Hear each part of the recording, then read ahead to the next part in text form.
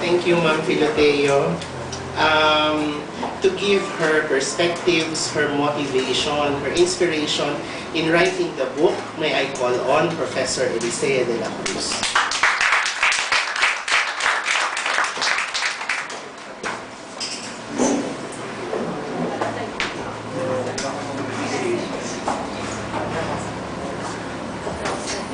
I hope I'm not going to cry. I hope I'm not going to cry, not because I'm grieved or whatever, but I'm very touched by this event and so on. First, when Terence and Ray came to fetch me in the car, I said, ay, parang bride.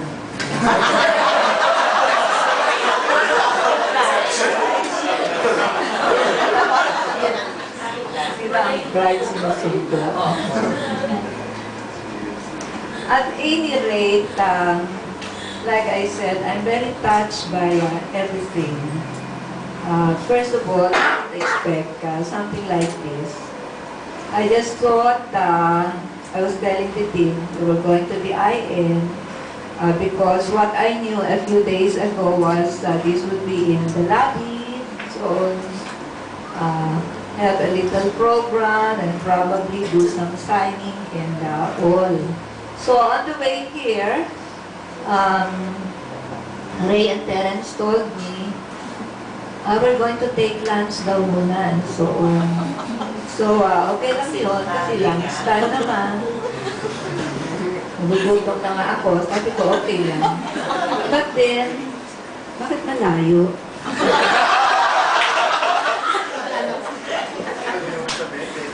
Because the two didn't tell me where. Sabi ko, bakit malayo? Anyway, sige na lang. I was a captive. And then, when we were going to stop here, I saw the dean. I did, maglalunch din yata. I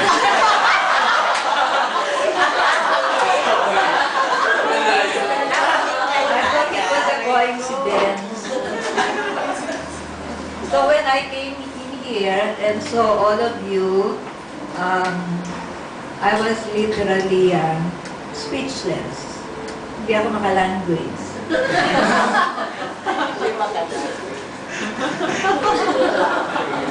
Then, ako yung like I said,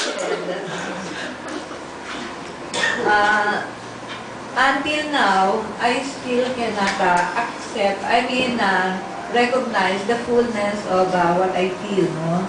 Siguro later na pati yun. Delayed reaction.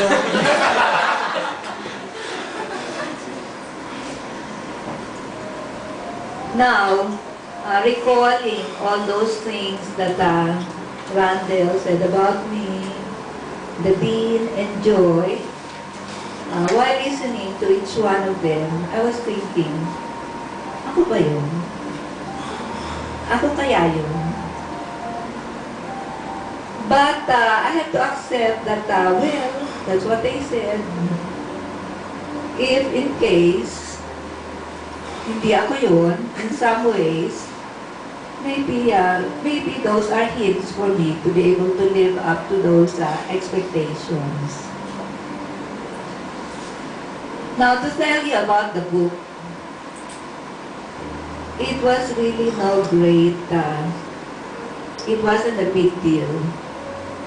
Last semester, after how many years? Because the last time I taught CO in level 4 was in class 1998. So after that was my last class to teach CO in level 4. So last semester, when Mrs. De Guzman told me that we will restore CO in level 4. So sabi ko, ay, that's very good. Then I found out that, like it was before, there was really no material. that could be used for the teaching of community organizing. And it's not surprising because after all, community organization is not a health thing, no? The health discipline is a latecomer as far as community organization is concerned. And yet, it is supposed to be the approach in community work. Now, of course, our classes in the past have been doing CO and so on and so forth, but they were not really CO. It wasn't really CO. I used to tell the other faculty members. But I have to accept that that was how it was because after all, even they did not know what community organization was. So I was happy to have the opportunity again to teach it last semester. But then I realized the lack of materials. So I said, I better put together some things so that something can be used. In fact, I kept on telling my students last semester, like some of you, that I'm preparing something. I hope I'll be able to use it. But unfortunately, the first semester ended without me finishing anything because after all, I had 14 sections. 14 sections last semester, and then one section or 4 groups of research. So I didn't really get the time to, I didn't even get to start writing it. But I did start, collecting materials. Then when the second semester, the first semester was about to end, I remember that we have now adopted a community health development course, which started last year.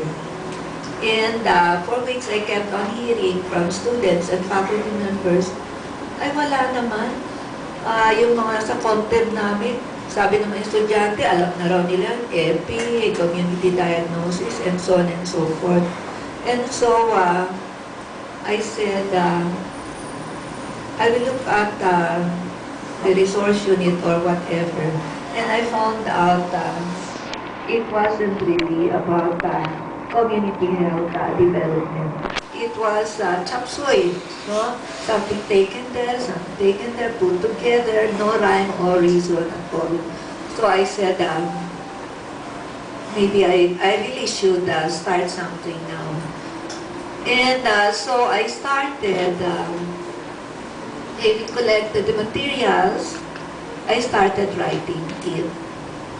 And I was doing it during weekend, at night, and so on and so forth. And trying to run a race against time. Unfortunately, I was defeated because the semester ended and the book was not yet out. But the writing portion, I finished it actually way ahead of time. But something wrong went in the printing, something not under our control.